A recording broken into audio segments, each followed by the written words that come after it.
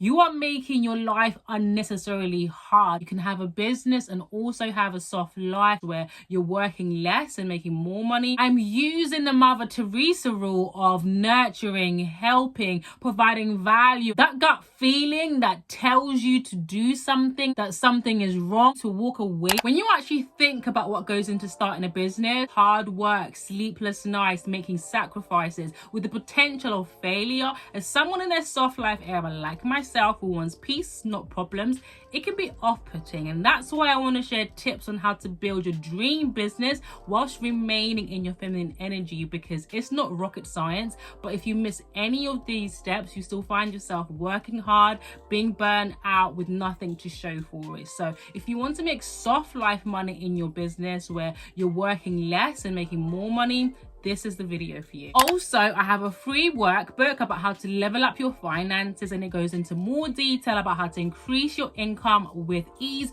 All the details will be in the description box down below. Now, I have a more client-facing business of creating content and coaching, but these tips are relevant for all types of business, whether it's product-based or service-based. Society is built on a masculine structure of taking action, go, go, go. Basically, hustle culture, which is not conducive for women because you're leading with your masculine energy. On the other hand, you can't just rest in your femininity all the time and not doing anything, because you're never going to get anything done. So if you want to not only be successful but do it in a soft way, there's going to be times where you are working hard and potentially sacrificing. Like for me, I know that Q1, Q2 and potentially Q4 are my most busiest seasons. Q3 is my lazy era where I'm going out with friends, I'm going on staycations, on holiday. You need to know when your hormones are going to be up and down, when you're not going to be as motivated, as energetic. There's no point saying that you're going to do all this work when you know that you're going to be on your cycle. It is pointless. So knowing that this is a season when I'm in my masculine, and then this is a season when I'm in my feminine, and I don't have to work as hard. The first thing you want to do to build your dream business using feminine energy is to identify your unique source. The reason why a lot of people don't start their business or they struggle working more than they need to is because they're copying what everybody else is doing, thinking they've got nothing to offer. I remember when I had my baby and we were co-sleeping and I could not sleep. So after 8 months, I finally decided to start sleep training. And I remember this woman talking about the 3 different types of sleep training. And she also said she had an ebook. Before she even said where the link was, I was in the description box. I had bought the ebook because I needed help, and I was more than happy paying $10 for me to receive this information. You might think you've got nothing to offer or no one would pay you for your life experience, but there's someone who's where you were 5 years ago or 10 years ago who just needs a roadmap to where you are now, and they're more than happy to pay for it. And that's how you're able to operate from your feminine energy in your business, because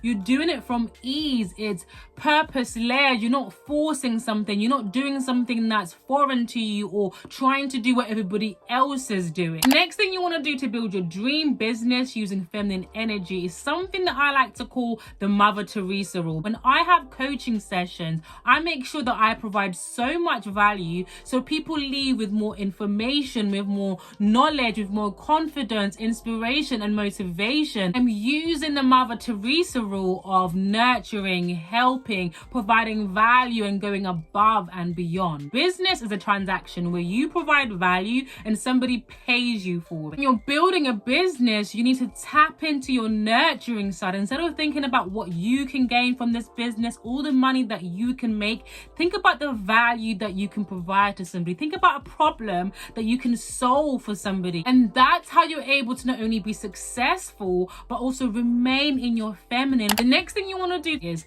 think about the lifestyle you want to have when you're successful. Some of you might know Vanessa Lau. She's a content creator turned 7-figure business owner who ended up quitting her business because she was burnt out. She wasn't happy. She had the money. She was successful, but she was constantly working. It was a hustle culture hamster wheel. And she made a whole video about it. I'll link it in the description box if you're interested to watch it. When I think about the most successful version of myself, she is traveling. She has more time. She has freedom to do what she wants when she wants to. And obviously money isn't an option. I'm not thinking about an empire of being a CEO and running multiple businesses. Like, that's not what success means to me. I want to be doing what I love, walking in my purpose, but also having a life and enjoying my life at the same time. I know from the outside it might look like I'm doing a lot, like creating content, one-to-one coaching, hosting workshops, guest appearances,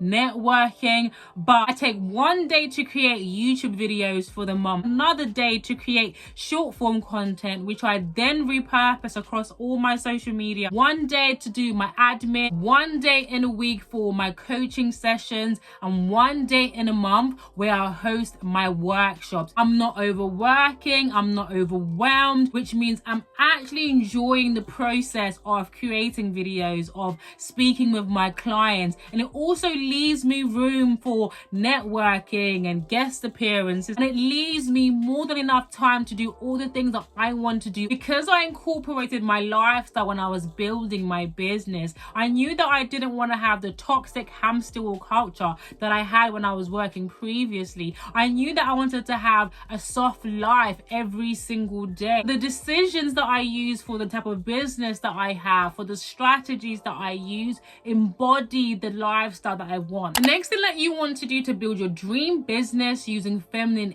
energy is social media. Where do most people spend their time? On their phone, either on Instagram, YouTube, TikTok, Snapchat, X. If you're not using social media to market and reach your ideal audience, you are making your life unnecessarily hard. Social media needs to be your best friend because it's going to make your life so much easier. How are you spending so much time consuming so much content when you could be creating content either for yourself as a personal brand or for your business and reaching your ideal clients quicker? I know you're thinking, oh, that's adding more things on all the things I have to do in my business, but it's going to make your life easier in the long run. And it doesn't have to be difficult. Your fear of being seen is not only holding you back, but it's causing you to leave easy money on the table. Now, data and analytics are very important for your business because you understand where the money is coming from. You understand what to do and what not to do.